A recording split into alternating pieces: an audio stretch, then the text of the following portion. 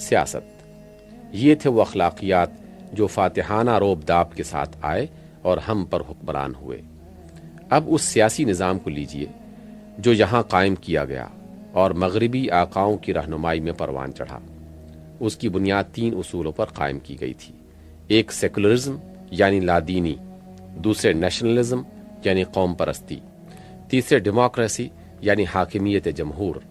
پہلے اصول کا مطلب یہ تھا کہ مذہب اور اس کے خدا اور اس کی تعلیمات کا کوئی تعلق سیاسی و اجتماعی معاملات سے نہیں ہے۔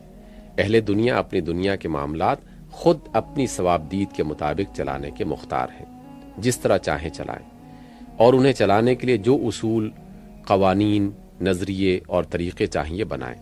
خدا کو نہ ان معاملات میں بولنے کا کوئی حق ہے اور نہ ہمیں اس سے پوچھنے کی کوئی ضرورت کہ وہ کیا پسند کرتا ہے اور کیا پسند نہیں کرتا۔ البتہ اگر کوئی بڑی مصیبت کبھی ہم پر ٹوٹ پڑے تو یہ بات سیکولرزم کے خلاف نہیں ہے کہ ایسے وقت میں خدا کو مدد کے لیے پکارا جائے، اور اس صورت میں خدا پر فرض عائد ہوتا ہے کہ وہ ہماری مدد کو آئے۔ دوسرے اصول کا مطلب یہ تھا کہ جس مقام سے خدا کو ہٹایا گیا ہے وہاں قوم کو لا بٹھایا جائے، قوم ہی معبود ہو، قوم ہی کا مفاد معیار خیر و شر ہو، قوم ہی کی ترقی اور اس کا وقار اور دوسروں پر اس کا غلبہ مطلوب و مقصود ہو، اور افراد کی ہر قربانی کے لیے بھی جائز ہو اور واجب بھی۔ اس کے ساتھ قومیت کا جو تصور ہمارے بیرونی آقاؤں نے یہاں درآمد کیا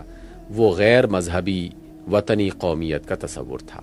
جس کے ساتھ مل کر قوم پرستی کا مسلک کم از کم ہمارے لیے تو کریلا اور نیم چڑھا ہو گیا، کیونکہ جس ملک کی آبادی کا 3/4 حصہ غیر مسلم ہو اس میں وطنی قومیت کی بنیاد پر مذہب قوم پرستی کا رواج صریح طور پر یہ معنی رکھتا تھا کہ یا تو ہم سیدھی طرح ہی نہیں بلکہ پرجوش طریقے سے نامسلمان بنے، یا پھر مذہب قوم پرستی کی روح سے کافر یعنی غدار وطن قرار پائیں۔ تیسرے اصول کا مطلب یہ تھا کہ قومی ریاست میں جس مقام سے مذہب کو بے دخل کیا گیا ہے وہاں جمہور قوم یعنی اکثریت کی رائے کو اس کا جانشین بنا دیا جائے۔ اکثریت مذہب سے قطع نظر کرتے ہوئے جسے حق کہے وہ حق اور جسے باطل کہے وہ باطل، اکثریت ہی کے بنائے ہوئے اصول اور قوانین اور ضوابط قوم کا دین ہوں، اور اکثریت ہی اس دین میں رد و بدل کی مختار ہو۔ فاتح تہذیب کے اثرات، یہ سیاست تھی، یہ اخلاقیات تھے، یہ فلسفے تھے، اور مذہب کے بارے میں یہ خیالات تھے ان لوگوں کے جو ہماری تاریخ کے ایک منحوس مرحلے میں باہر سے آ کر ہم پر غالب ہوئے۔ ہم اس وقت جن کمزوریوں میں مبتلا تھے وہ آپ پہلے سے سن چکے ہیں، اور یہ لوگ جو تہذیب لائے تھے وہ تھی جس کی تصویر ابھی آپ نے ملاحظہ فرمائی ہے۔ ظاہر ہے کہ یہ تہذیب یہاں اس حیثیت سے نہیں آئی تھی کہ کچھ مسافر یا کچھ سیاح اسے لائے تھے، یہ ان لوگوں کی تہذیب تھی جو یہاں حکمران بن کر آئے تھے، جن کو یہاں کی پوری زندگی پر وہ تسلط حاصل ہوا تھا جو ان سے پہلے کبھی اس ملک کی کسی حکومت کو نصیب نہ ہوا تھا، جن کا وہ روب، ذہنی اور مادی دونوں طرح کا روب، یہاں کی آبادی پر پڑا تھا جو شاید پہلے کسی حکمران گروہ کا نہ پڑا تھا، جن کے قبضے میں نشر و اشاعت اور تعلیم کے وسیع ذرائع بھی تھے، قانون اور عدالت کے کارگر ہتھیار بھی تھے، اور اس کے ساتھ معاش کے وسائل کو بھی ان کے اقتدار نے پوری طرح گرفت میں لے رکھا تھا۔ اس طرح ان کی تہذیب نے ہم پر ایسا ہماگیر اثر ڈالا جس کی گہرائی سے ہماری زندگی کا کوئی شعبہ نہ بچ سکا۔ تعلیم کا اثر، انہوں نے اپنی تعلیم ہم پر مسلط کی، اور اس طرح مسلط کی کہ رزق کی کنجیاں ہی لے کر اپنی تعلیم گاہوں کے دروازوں پر لٹکا دی، جس کے معنی یہ تھے کہ اب یہاں رزق وہی پائے گا جو یہ تعلیم حاصل کرے گا۔ اس دباؤ میں آ کر ہماری ہر نسل کے بعد دوسری نسل پہلے سے بڑھ چڑھ کر ان تعلیم گاہوں کی طرف گئی، اور وہاں وہ سارے ہی نظریات اور عملیات سیکھے جن کی روح اور شکل بالکل ہماری تہذیب کی ضد تھی۔ اگرچہ کھلا کافر تو وہ ہم میں سے 1/1,00,000 کو بھی نہ بنا سکے، مگر فکر و نظر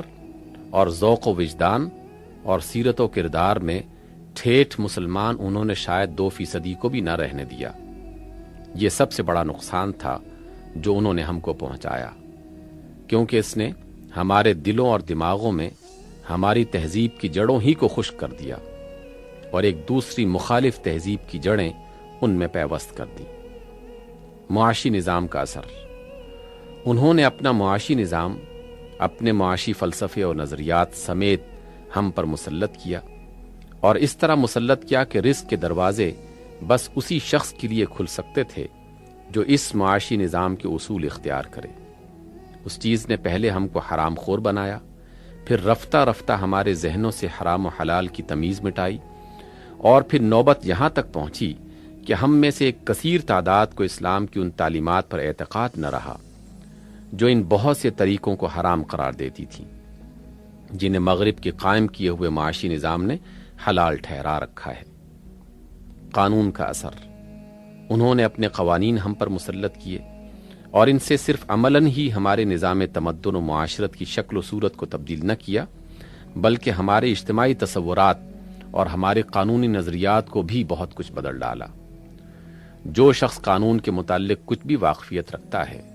وہ اس بات کو جانتا ہے کہ اخلاق اور معاشرے سے اس کا نہایت گہرا تعلق ہے۔ انسان جب کبھی کوئی قانون بناتا ہے، اس کے پیچھے لازماً اخلاق اور معاشرت اور تمدن کا کوئی خاص نقشہ ہوتا ہے جس پر وہ انسانی زندگی کو ڈھالنا چاہتا ہے۔ اس طرح جب وہ کسی قانون کو منسوخ کرتا ہے تو گویا اس اخلاقی نظریے اور اس تمدنی فلسفے کو منسوخ کرتا ہے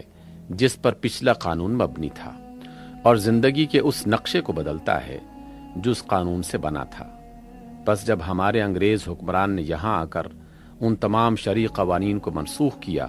جو اس ملک میں رائج تھے، تو ان کی جگہ اپنے قوانین نافذ کیے، تو اس کے معنی صرف اس قدر نہ تھے کہ ایک قانون کی جگہ دوسرا قانون جاری ہوا، بلکہ اس کے معنی یہ تھے کہ ایک نظام اخلاق اور نظام تمدن پر خط نسخ پھیرا گیا اور اس کی جگہ دوسرے نظام اخلاق و تمدن کی داغ بیل ڈالی گئی۔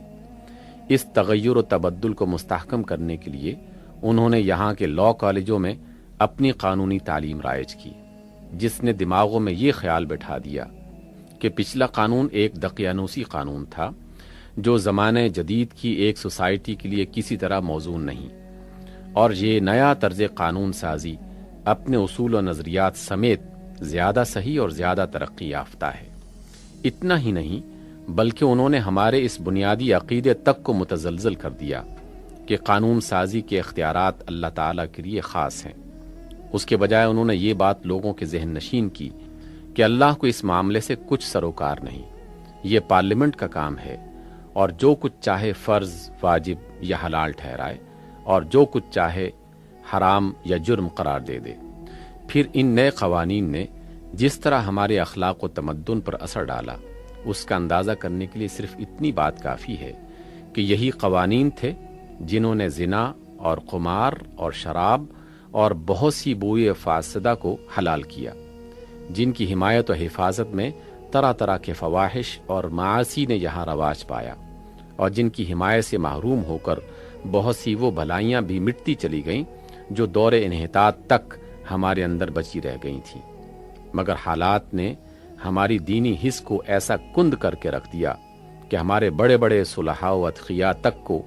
اس قانونی نظام کے تحت کسی مسلمان کے وکیل اور جج بننے میں مذائقہ نظر نہ آیا، بلکہ نوبت یہاں تک پہنچی کہ جنہوں نے اس کے مقابلے میں الحکم للہ کے اصول کو تازہ کرنا چاہا، وہ ہمارے ہاں خارجی قرار پائے۔ اخلاق و معاشرت کا اثر: انہوں نے اپنے اخلاقی مفاسد اور معاشرتی طور طریقے ہم پر مسلط کیے، اور اس طرح مسلط کیے کہ ان کے ہاں تقریب کا مقام اور تقدم کا شرف ان لوگوں کے لیے مخصوص رہا جو اخلاق میں ان سے قریب تر اور معاشرت میں ان کے ہم رنگ ہوں۔ یہی چیز اثر و رسوخ اور معاشی خوشحالی اور مادی ترقی کی ضامن تھی۔ اس لیے رفتہ رفتہ ہمارے اونچے طبقے اور ان کے پیچھے متوسط طبقے اس رنگ میں رنگتے چلے گئے، اور آخر میں تصاویر، سینما، ریڈیو اور سربراہ آور لوگوں کی زندہ مثالوں نے یہ وبا عوام تک بھی پھیلانی شروع کر دی۔